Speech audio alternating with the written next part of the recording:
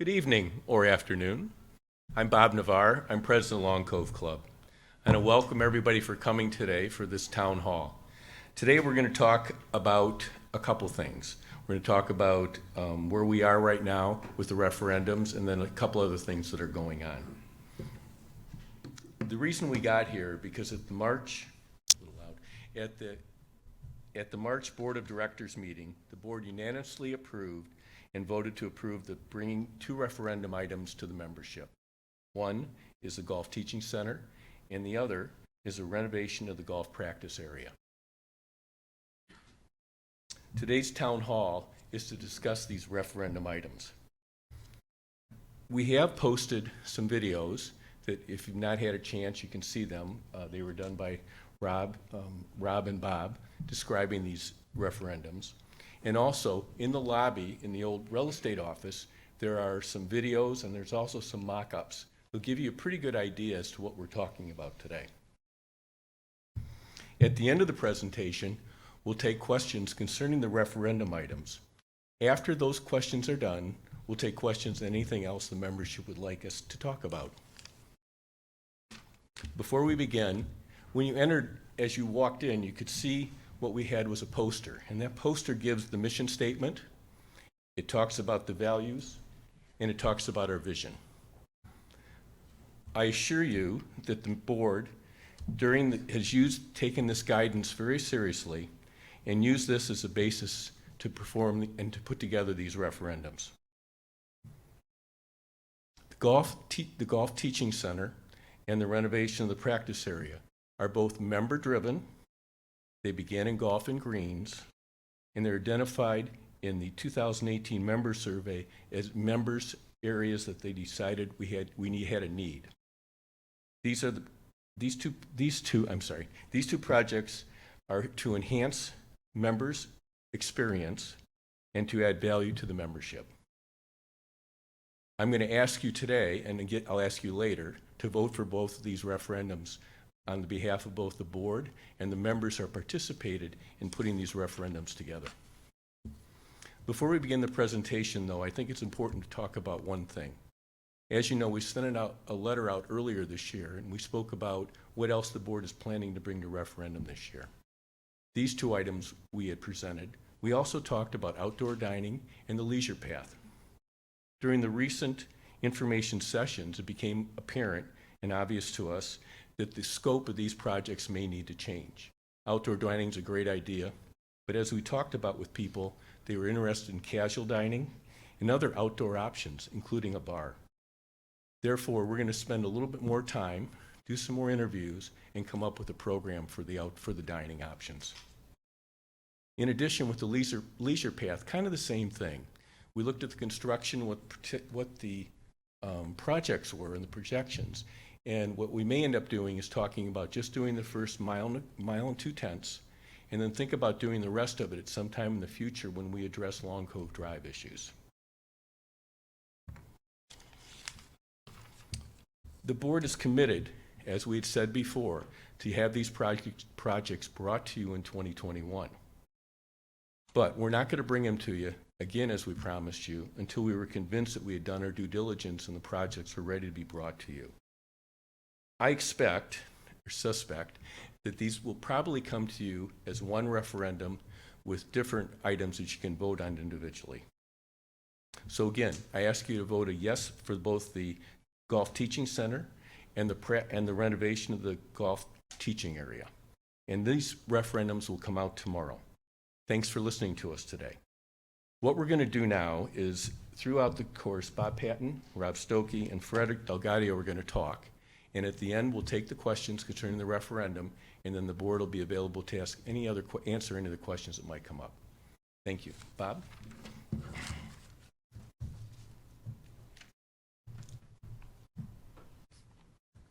Thank you very much, Dr. Navarre. And thank you. Thank all of you for taking the time for joining us this afternoon to discuss and review these projects. Obviously, both of these projects are very important to me and to the golf operation. We feel like that with the addition of these, or with the improvements to the practice facility and the addition of a teaching facility, that we truly would enhance the golf experience here for you and your guests here at the club. We have a very active and enthusiastic golf membership, as I'm sure you all recognize, and I'm thankful for that. I think that's one of the things that makes this the great club that it is. I think all golfers want to improve their games. They certainly should. It's more fun if you play better. Our goal is to help you to do that. We want to help you to improve your games, play better golf, enjoy the club. Everybody's happy. if it were only that easy. But the goal here, frankly, is to provide the best possible facilities to do exactly that, to help you to improve your games through practice, through instruction, through our instructional programs.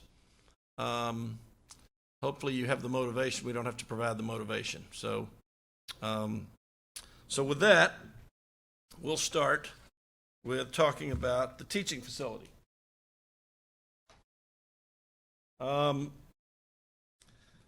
construction of a new teaching center is, of course, designed to, as I just said, enhance the member experience. You know, we have an accomplished, award-winning instructor in Rob Stokey. Yeah, I know. You've won some awards. He's outstanding. And given the opportunity to have first-class facilities, I believe our instructional programs would be as good as any at any club anywhere. We lack that at the moment, and hopefully we can do something about it. And so these facilities. What would the benefit? What are the benefits to Lone Cove Club for this? You know, we'll cover each one of these points in a little more detail, but first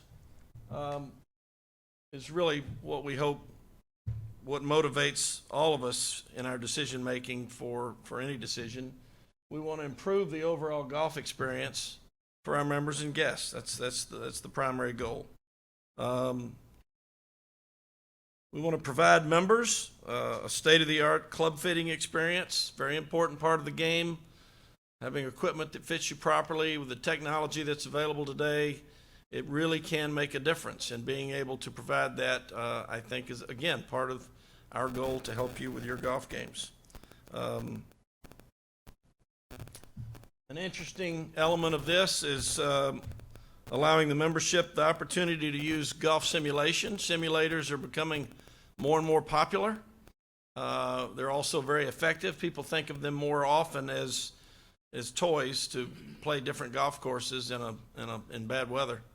But they're really helpful for teaching and for club fitting as well. We'd like to provide members access to, again, improved instructional opportunities, but also, unlike the past when we've had poor weather and you had to cancel a lesson or you couldn't practice, now we'll have the ability, when it's cold outside, when it's raining, to continue to teach and continue to practice. And last, of course, as I said, we have an outstanding director of instruction in Rob. We really would like to provide him the facility and the tools to provide the programs that you deserve and I think that you want. And I do want to make the point that this is beneficial to all levels of our golfers. We have, this COVID thing. One of the things it's done is it has brought golfers out of the woodwork, and we've got new golfers. We've got people that didn't play golf for a long time restarting the game. These tools are beneficial for all levels, for not just good players, beginners just as well. Some of the features of our proposed facility include we would have two open bays. The structure, I'm sure many of you have seen these before. The structure has two essentially garage doors and two large bays that are equipped with the technology, and we can teach, we can do club fitting, all the things that we've just talked about would be available for not only during good weather, but also in inclement weather. It will include, and we've spent a lot of time trying to determine what we need to do this correctly. And we're going to go over each of these things in more detail. Rob's actually going to go over some of these in more detail, but it'll include a flight scope, which is launch monitors, the SAM Putt Lab, swing catalyst, which is awesome tool, lie-off machine, and the golf simulator, as you've probably all seen. The structure will be approximately 1,500 square feet in size, and a very, very important point, it will have a bathroom. I've heard over the years we need a bathroom back there. So this, for some people, this is the most important point of all. We have a bathroom back there now. Pardon me? Yeah. So, as I said, to discuss this in a little more detail, I have Rob Stokey, our Director of Instruction, come up here and talk about it a bit.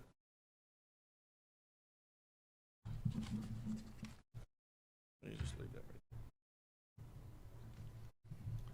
Hello, and thank you all for coming tonight, and thanks for a great opportunity. I think this is something that's really special for Long Cove. I've certainly been welcome here as part of the family over the last 2.5 years, and didn't really think this would be a possibility when I started, and now I think it's a great opportunity for the membership here to enhance the whole experience and get everybody playing a little better golf. So I want to cover a few of the things that we've proposed to put in here, explain a little bit of the technology. One of the first things is when Bob and I started discussing what we wanted in a learning facility, swing catalyst is one of the primary features that we'd like to have. This might look crazy and high tech, but it's super for improving your golf game. It's a high-end video system. If you've taken some lessons back there before, film with my iPad and we show it on a little TV and kind of go over it. This is high tech where we can have multiple cameras tracing every shot. Swing Catalyst also has a very cool pressure mapping system. You can see up here it shows where your pressure is on your feet, how you're using the ground forces to get better distance, get more consistent. Over the last few years, golf scientists have figured out that we're going to get our most distance from using the ground, and how you transfer your weight, push down on the ground. If you think of someone like a Justin Thomas, who hits 350-yard drives at 5.7, that's how he's doing it. This also helps you become more consistent in your balance, your pressure, your stance width, and it integrates with all the other technologies. So when we film a video with this, everything is captured. So if you hit a great shot and you want to know why, we've got all the data on there for that. So there'll be a Swing Catalyst video system in both bays. And then in the teaching bay, which one bay will be primarily teaching, one bay will be primarily fitting. In the teaching bay, we'll have the pressure mapping system as well. Putting is one of the instruction areas that's probably most overlooked. If you think about how many times you've seen somebody take a putting lesson, it's pretty rare. But this is the area where we can really improve your games quickly. And two of the features that we have proposed to have in the Learning Center are, one, a putting perfection platform, which is a 5x12 platform that is adjustable through a phone to any break. So you can go uphill, downhill, side hill, and coupled with the SAM Putt Lab, which has a true roll function I'll show you in a second that shows optimal speed and break. This allows us to do expert putter fittings, as well as to have people work on different putts, see where you're lining up on a left to right putt or a downhill putt, train your stroke and measure it super accurately. The putting platform is an amazing tool. I had one in Atlanta, and I can tell you it can help you improve your putting instantly. This is a little picture of what the true putt looks like, where it'll show you the optimum line and the break that you'd have. So it'll help you understand if you're starting the ball in line, if you're hitting it too hard, too soft, and measure all your stroke functions with that. We'll also have a FlightScope X3, which is a Doppler radar tracking, tracks 29 data points on every stroke. You can also use this for chipping and pitching as well. Each bay will have a FlightScope, So you can measure anything you need to for teaching as well as for fitting clubs to find out which club is optimal for you. In the golf simulator, a lot of people have asked about this, and like Bob said, most of the times people think of simulators, they think of playing games, and there are some very, very cool games on the simulator as well. However, where I kind of see it being most useful is for some of our newer golfers. We've had a lot of people who have moved into Long Cove or have started playing the game, and if you just jump out on the first tee and say, let's go, it's a little bit intimidating for a beginning player. Where we can sit in a simulator and actually get a real golf experience in a comfortable environment where they're not being pushed by another group, feel how all the shots play. It also has different ranges, so you can sit there and hit, work on different yardages, different things like that. And yes, there are some very cool games, some hot air balloon games where you try to knock them out of the air or hit targets at certain distances. And you know, for junior golfers, when juniors are learning now, this is how they learn. It seems like a video game to them, but they can understand why you need to hit the ball straight, what'll happen if you go over here, what'll happen if you go over here, and it can hopefully reduce some of the excess traffic on the golf course with some of our programs and get people playing better and faster. And that's what we'll have back there. So some fun toys if you decide to do this, and I hope you vote in favor of this. Thank you. Thank you very much, Rob. Yeah, those are not toys. Those are extremely valuable tools that'll help everybody, really, if you take advantage of it. I hope we can do it.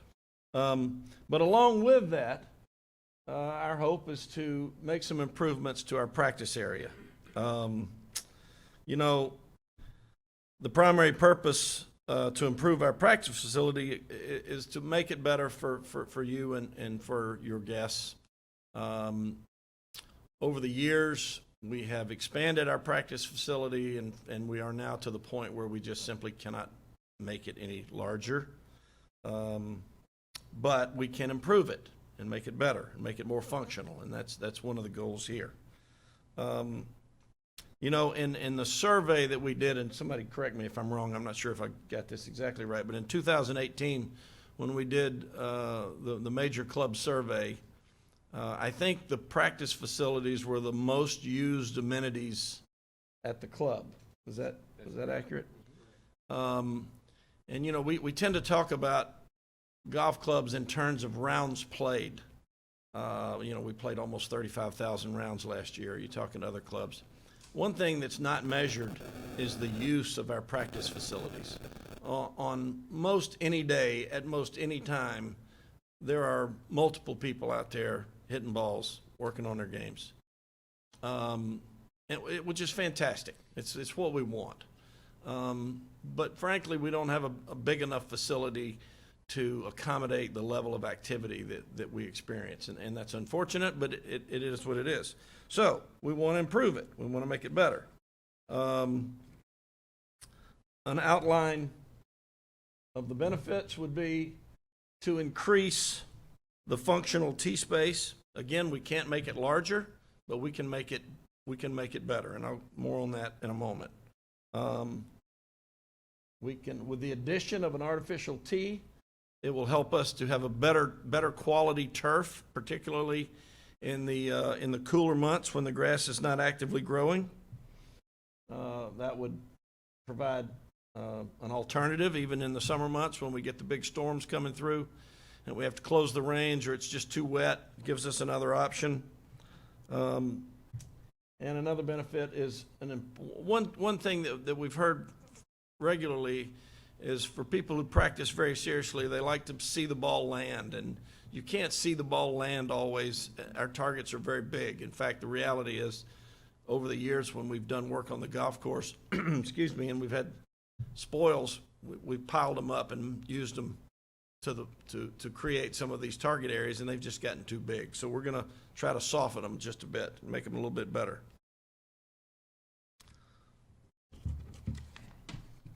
So going back over that, Number one, maximize the size, maximizing the functional space that we have available within the current size. Again, the basic footprint is there. It can't be made larger. So how are we going to do that?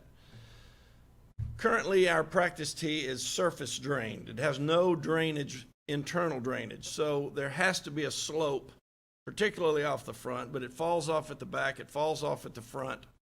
And there's a significant amount of space within that tee that is not usable for practice because of, particularly in the front, you've all seen it, where it rolls off. We probably have 15 feet at the very front of the tee that we can't use. By installing the internal drainage, we'll be able to make the entire tee sort of a tabletop, front to back, left to right, nice level tabletop or tee-like surfaces, which would be very helpful. It'd give us, I think, probably at least 3 or 4 more days of tee lines, which is important. Another area that we can create space, we have an upper and a lower level on the practice tee, and there's a long slope down to the lower level, which we can tighten up. We're going to continue to have an upper and a lower level, but we're going to tighten up that slope a little bit to create more functional space again. So together, we feel like we can get at least 4 or 5 more days. And that doesn't sound like much, but 4 or 5 days of growth can be extremely helpful in having better quality turf for your use as we move the tees. You know, the way we do it, you know, from back all the way to from front all the way to the back and then back to the front. The more time we have for that grass to heal, the better it's going to be.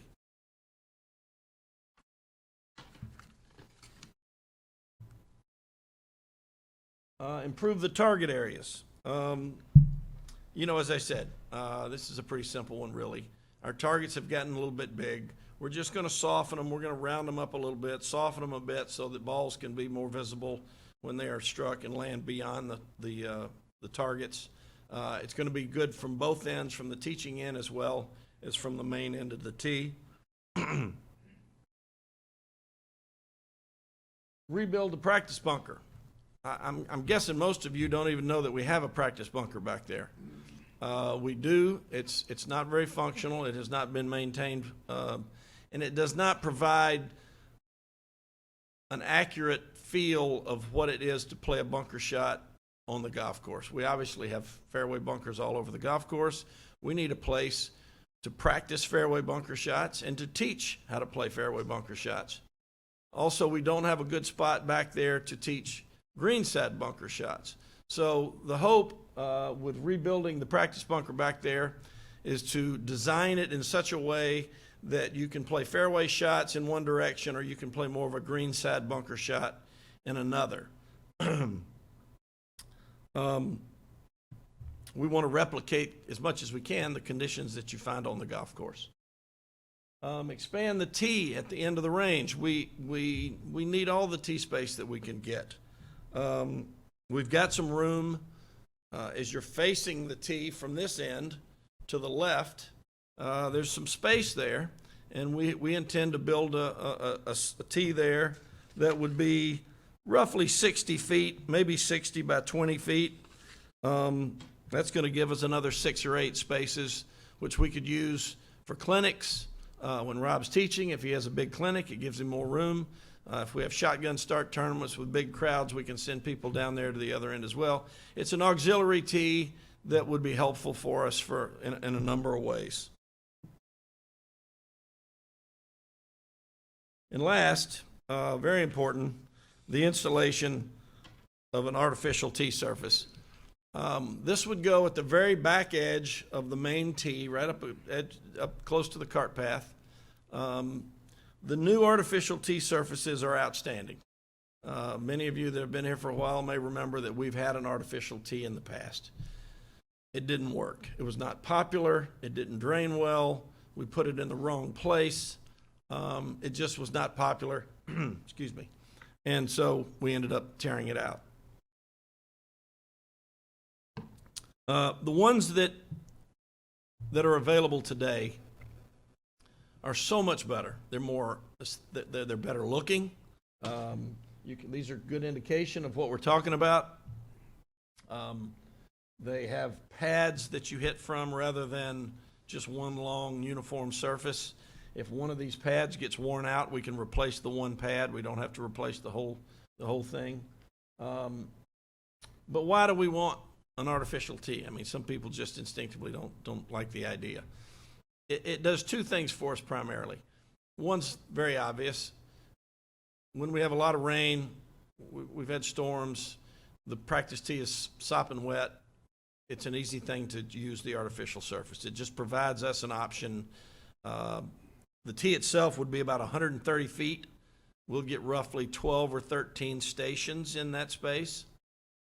And it gives us a great option when the surface is just too wet to go out there and dig holes. But the other is that in the wintertime, when our overseeded tee is not really healing quickly, or the grass is not growing actively. It grows, but it grows very slowly in the wintertime. It provides us an option to help reduce the wear and the traffic on the tee itself, and perhaps by using it a day a week or using it as necessary, as we feel necessary, it will allow more time for that turf to grow and to regenerate, which ultimately gives us better tee surfaces throughout the year. So we feel like there's a lot of benefit to it. Every year, if you played golf over the winter, you know how bad that tee can start to look. I mean, with all the traffic that we experience, it gets pretty ragged looking. And having an artificial surface, I think, is a great option that will do a lot for us.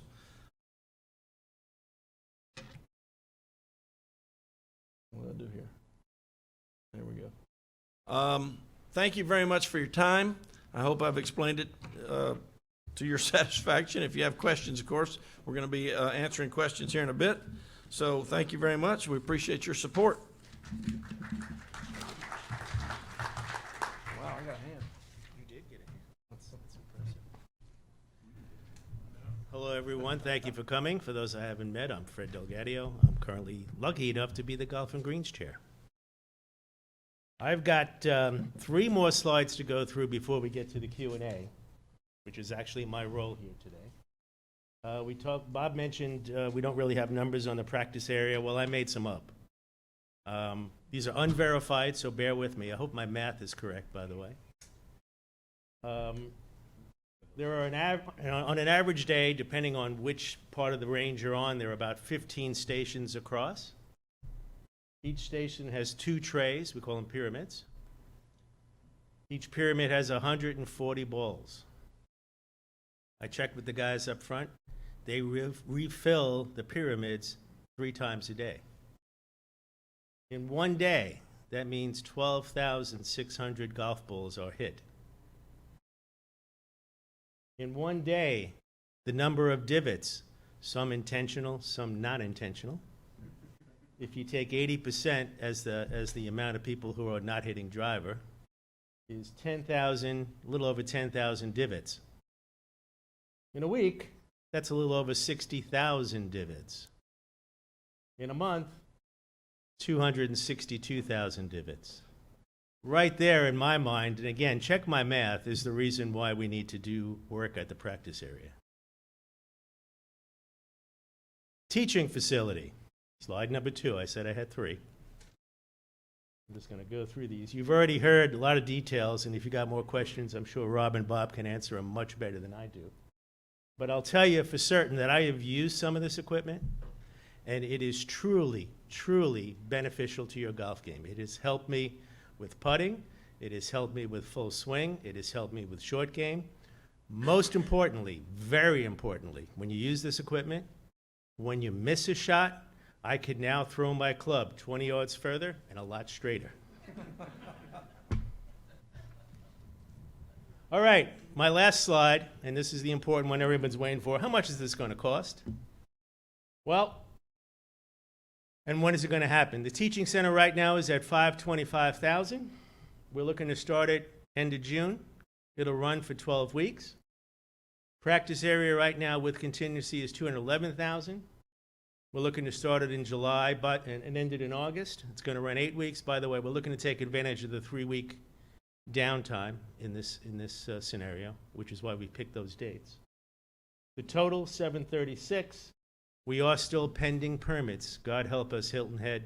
Please give us those permits when this gets approved. All righty. And member payment options.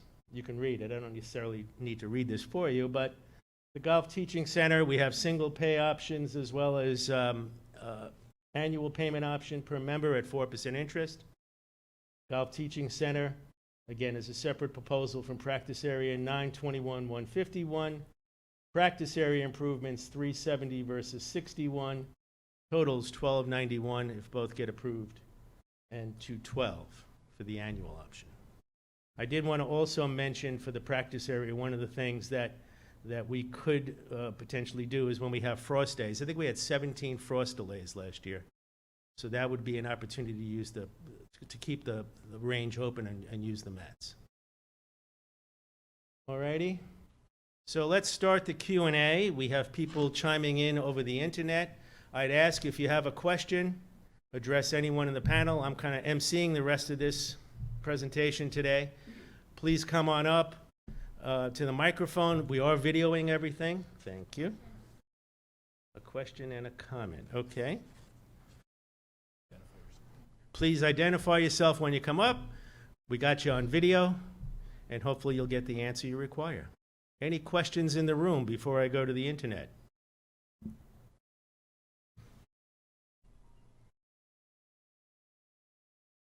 That's my member partner, by the way. Member championship partner, by the way. Who made the putt? I think you guys are spot. I don't have a question, I have a comment. I think you're spot on, especially from the instructional part.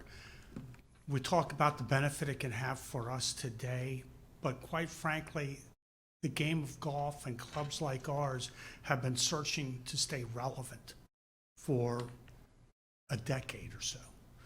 Up until COVID, participation for the most part was declining. The next generation of members, the next generation of golfers is very data driven. It's not just about hitting balls. The youngsters today like to see things. You talked about that, Rob, with the video, but they like to formulate numbers in their head. So I look at this as not just an investment in our enjoyment of the club a day, but we talk about keeping our club relevant, keeping home prices moving in the right direction. I think these are the kind of investments that will give us a much better chance of doing that. So kudos to you guys for the work you've done. Thank you. I didn't pay him to say that. Yes. Please state your name and then your question. Nancy Dunnick.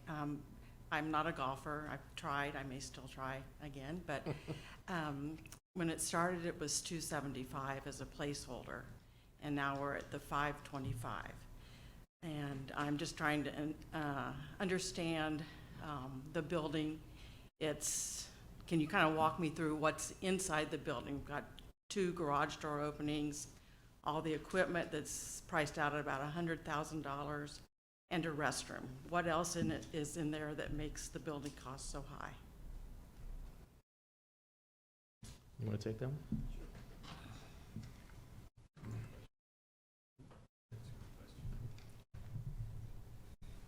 Thank you for the question. Good afternoon or evening, everybody. Basically, Mrs. Dunnick, we laid out the dimensions of the building, the specs, prepared a bid sheet, went out and received 3 separate bids, and all those bids were within that parameter. I think with the placeholder, we never published a figure. 275 was placeholder in our budget a couple of years ago. The 525 went from 495 for 2 primary reasons. The cost of lumber has increased, and so the framing costs have increased. And secondly, we had a pathway to that site through a member's property, and the member decided to withdraw that access, so we've created an access point. Cost us a little more money. Those were the reasons. For sewage? Is that what for the sewage? Is that what we're talking Pardon? about? Is the pathway for the sewage that will come into for the bathroom? Yes, we can get to the restrooms through the area that we're talking about after we had to adjust to the new Okay. access point. And what is the finishing like on, we've just seen a concept, not really seen an actual drawing of the building, the finishing on the outside, the finishing on the inside, the flooring, the walls, everything that, Lindsay, would you Goes be into kind that. enough to go, would you be kind enough to go to one of the exterior slides?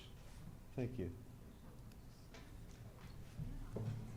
One of the things that we went to the ARB, and we had input from the ARB as to what they were looking for.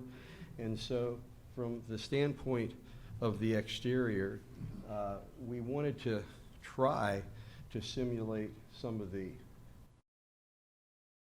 features of the clubhouse. So what we're looking to do is put some brick trim in there. It's obviously a wood frame building with stucco finish, with the exception of the doors.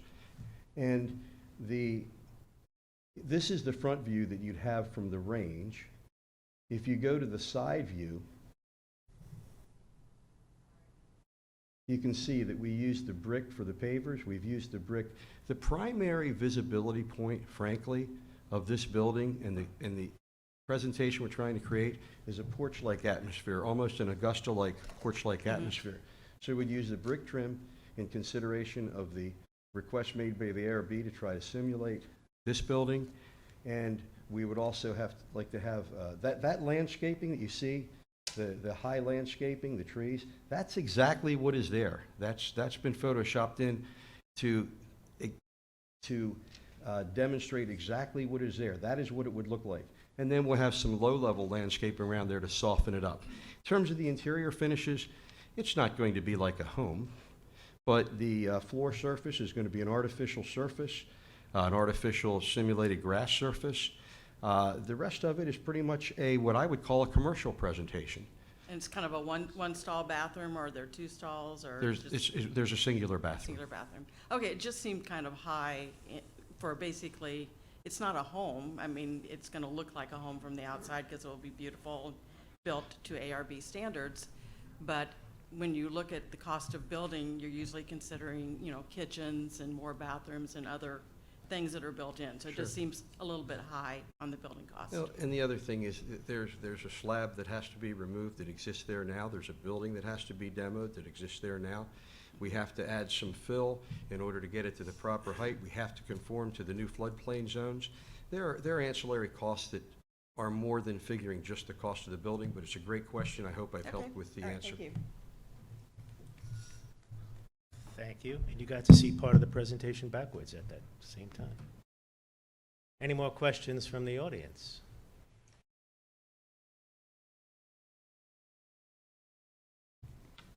Hi, Dennis Griffith's my name. On a rainy day and people want to use the facility, how many people can use it at a time? How long can they use it? And is it by reservation only? Because I can just imagine 30 guys showing up, and how much room is there?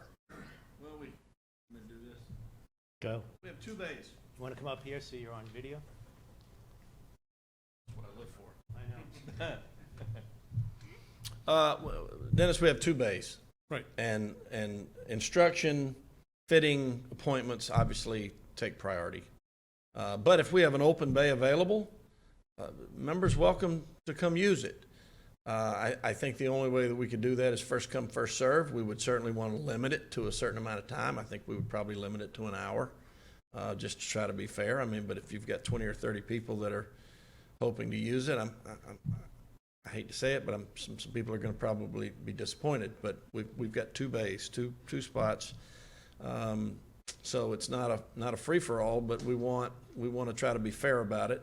And again, if there's no appointments, if there's no lessons being given or they're not being used, members are welcome to come back there. Thank you. Certainly.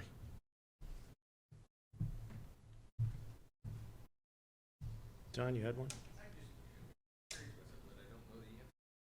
Uh-oh. Don, no, it's very simple. Don Calhoun. Rob, how many lessons a year do you give? Last year we did about 1,000.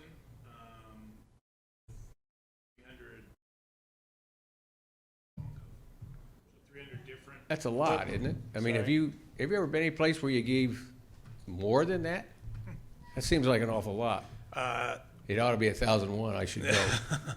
Yeah, so to answer your first question on the mic, we gave 1,000 lessons, around 1,000 last year, slightly over if you add in all the other professional staff, to 300 different individual members. In Atlanta, I averaged about 1,250 a year, so I think there's some room to grow here a little bit still. So, And that facility would do that. absolutely.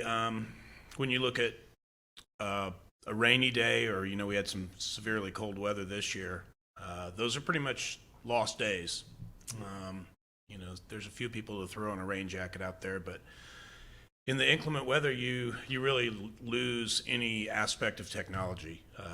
iPads, cameras, radars don't play well in the rain. So, and it gives you some opportunities to do more things. Clinics have been very popular here, and using the technology and keeping that building during clinics certainly would help. Sounds great. Thank you, and good luck with it. Thank you.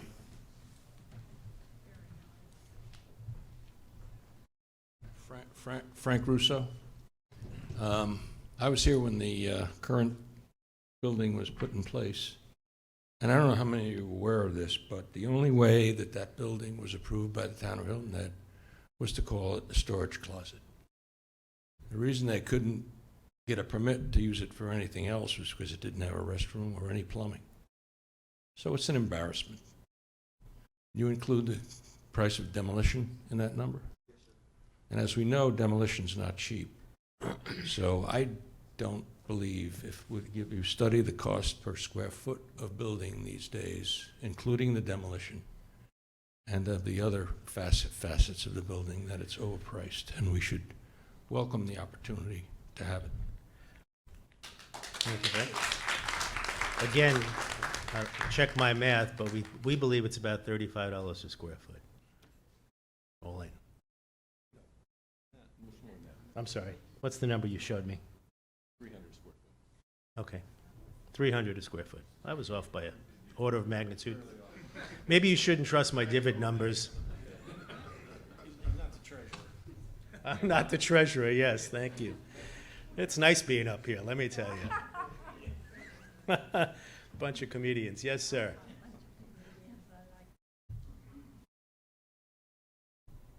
When I wear my old ARB hat, every building we looked at and what we allowed in housing had to have the low country look. It was a style. And I hope that there's some design opportunity for Neil Gordon or whoever to add a style appearance of that building that fits with the low country and not just a box sitting down at the end of the training facility. It would fit in better as something that's really a part of the club, not something that's down at the end of the practice green. I think we all agree with that, and I think, yes, we're working with the ARB on the final design. Anybody else in the audience? I'm getting lots of comments and questions coming from this direction. Hi, Nancy Dunnick again. I was just questioning how many bids we got on the practice area.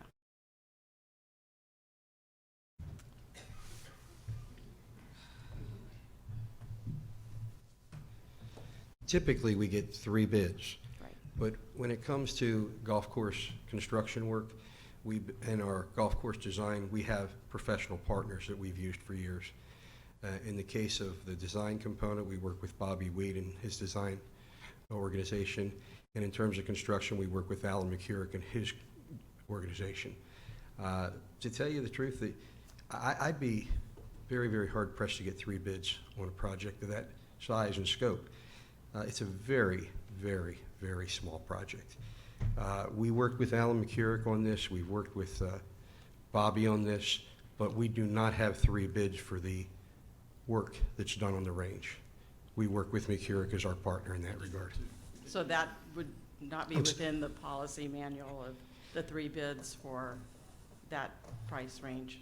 Well, within the policy manual, it says that we try to get 3 bids. In this case, there was one other bid besides McCurrick, but we try, the policy manual doesn't require 3 bids. It suggests 3 bids. Okay, thank you. Thank you for reminding me of that. Thank you. All right, let me take some of these questions, put the cheaters on here. I think we've already answered this one. How are bays going to be assigned to members when they want to practice without, oh, we haven't answered this one. How are bays going to be assigned to members when they want to practice without an instructor? And part 2, what happens when demand exceeds available times?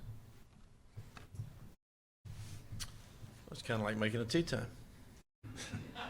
You had to go there, huh? We have 2 bays. Priority goes to instruction and club fitting, and what's left is available, and we would take it first come, first serve. I don't think we would do it on 4 Ts. We haven't hammered out this policy entirely yet, but we want to make it available. We certainly want it to be utilized. So I can only say that it would be available if there's not being used by the instructors, and that we would do it on a first come, first served basis through the golf shop. Pardon me? Yeah, just hitting balls. If they want to use the technology, that's going to require an appointment using one of our staff. I don't think we want to make the expensive technology available with no supervision or nobody. Frankly, you need someone there to decipher this information. I mean, it's not a simple matter to understand what it's doing for you. So in order to use the technology, the launch monitors, you would need to make an appointment with one of our staff. Hope that answers the question.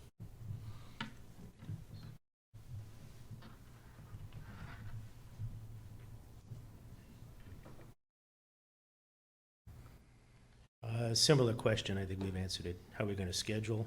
Demand will be high, how are we scheduling it? Okay, a comment. As a newer golfer, this teaching center is super exciting to assist in improving my game. Okay, thank you.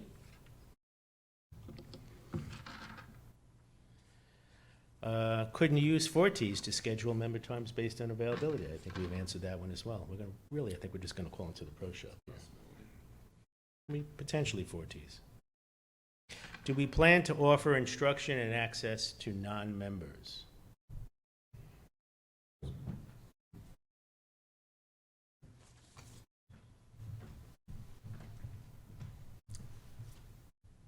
The first priority is obviously members. The only non-members that are allowed to have instruction here either need to be sponsored by a member or recommended by a member, but they can only take times that are not used by members. So members have the complete priority as far as any instruction. Thank you. Question, are we the first to develop this type of center, or do other courses have this technology? Lots of other courses have this technology. Local courses would include Belfair, Culloden River, Sea Pines. Who am I leaving out? Berkeley. Other places, you go to the top 100 courses in the country, and easily 50%, if not more, have this technology in place. Okay. Bob's got 2 more questions. So maybe Fred's got a question first. Okay, let me take this one. Is there an estimate on the maintenance impact to our annual fees for the new building and equipment? I think you're paying annual fees for software, but I'll let you get that one. It's not very much. There are no significant increases in the fees. We'll have the cost of insurance for the building. We'll have the utilities for the building. There's no additional staff planned for the building. It's a simple matter of its usage. I don't anticipate it having any impact on our annual budget of significance whatsoever.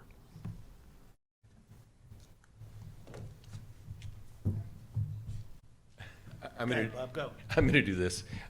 So the first question is, will the will the golf course irrigation system change? Will that be a capital or an assessment item?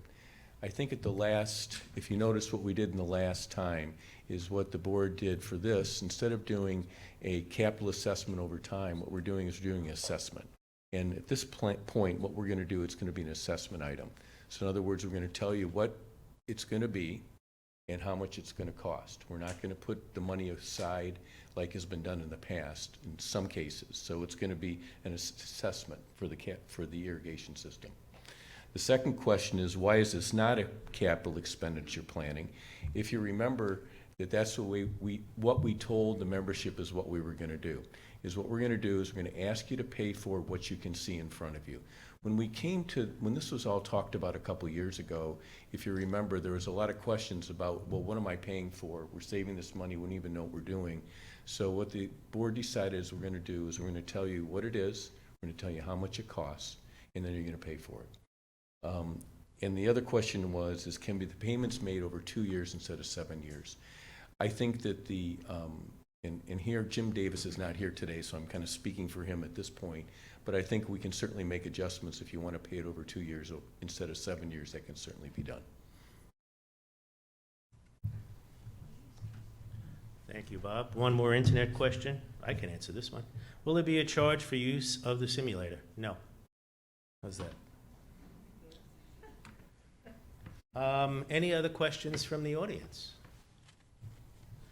Any other internet questions over there? We're good. All right, everyone.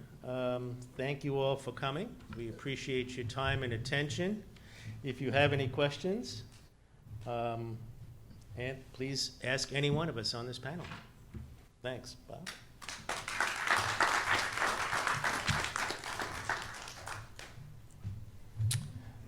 Thanks, everybody, for coming.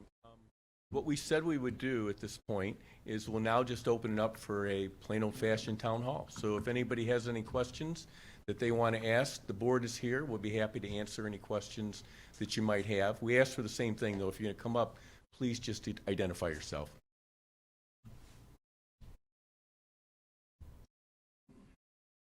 My husband, but I managed to do this whenever I appear. One, I'd like to thank the board for this proposal. It is so overdue, and when you visit other golf courses, as I have in my quest for game, they all have advanced practice facilities, and we are pathetic in what we offer our pros to work with. And if we want to keep good pros who are teaching us well, we owe it to them and to ourselves to do this. That was the first thing I wanted to say. I mean, we do know we have a wonderful tennis center, and I was here when it wasn't so wonderful. And we are known on the island as having the best courts and the best programs. And I think golf has to be up there with it. I think it's necessary. Now for my complaint for the day. Bob, you know what I'm going to bring up. And there are several people who are going to be bringing it up to the board at their next meeting. I was made aware at the last Golf and Greens Committee meeting that there was a discussion about the walking on the golf course, and that it was a convenience for some of the people who live close to the golf course or to the driving range to walk their carts or walk themselves up to the golf course. As not a wonderful golfer, and Rob can attest to my slices, people are in danger when I hit on number 10. Not so much on number 1. Except when you have somebody who's actually walking up the fairway, number 1, to go to the golf course, not so wonderful. When you have somebody on number 18 walking home from the driving range and chipping balls on the range while people are trying to tee off, not so wonderful.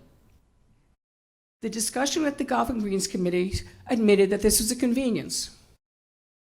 I live on the end of number 8 to number 9. I have never thought that it was my right to walk up number 9 to the golf course, with or without my personal cart. I've always been raised, my 15 years of golf, that the golf course was sacred, and you don't walk on golf cart paths while people are playing. And I don't care whether you're living on number 9, number 1. We've got somebody from 16 walking, 11 walking, 10 walking. What is the parameter for this approval? Do you have to live only one hole away? 2, 3? Jane Fox is on number 8. Does that qualify her? Because I'm at the end of 8, so I'm on 9, so that's only 1. She's now 2. I think you've opened a Pandora's box to danger, litigation, liability, inconvenience, and ask some of the women about what it's like to tee off on 18 when somebody's standing there with his arms crossed, waiting to walk down the path home. That's my comment for the day. I've been very vociferous about it. I am very upset about it because I really see it as a danger, and I've expressed this to you, Leon. Frank has expressed it to you. And I'm saying again, I don't want to be responsible for that slice on number 10 bopping somebody on the head who's walking their cart. That's my thing. And I know there are several people who did not want to join my walk-in, which is different from a sit-in. But we've got a lot of women now who have approached Kathy Wareham to bring it up to the next Golf and Greens Committee meeting. Okay, message received. Yes, we said it would be okay to walk to the first tee as a convenience. We will look at it again. The next Golf and Greens meeting is Friday. We'll go through it one more time. Thank you.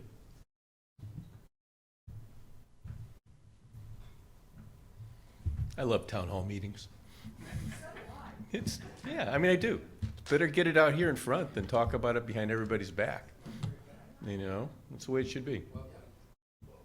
Is there anything else? Well, if not, thank everybody. Thank everybody who's on the internet for being here today with us. Now, this is recorded, so if you want to look at it again, or if you know somebody who couldn't come today, tell them they can come and watch it. And I really would. And the loop is playing right now on the practice facility and the golf course renovation that Bob and the teaching center that Bob and Rob did, and it's playing on the loop. So if you don't want to watch it at home, you can come in here and sit down. They really aren't very long, and they really do show it. And again, the other thing, that were some questions about what things look like. If you want to see what things look like, there's also mock-ups in there, and I think that the mock-ups will really help everybody get an idea what it is. And as we move along, I'm sure the mock-ups will change, and you could probably even add different materials and such that will be there also. So if you also want to have some question about what's inside of it, Rob can certainly provide you with information. In other words, he can show you some pictures of what these facilities look like. If you've never seen one, go visit one of the places, because it's fascinating what they can do for your golf, what they do. And after you see them, you can understand why they're so darn expensive. So thanks, everybody. Have a great night tonight. Thank you.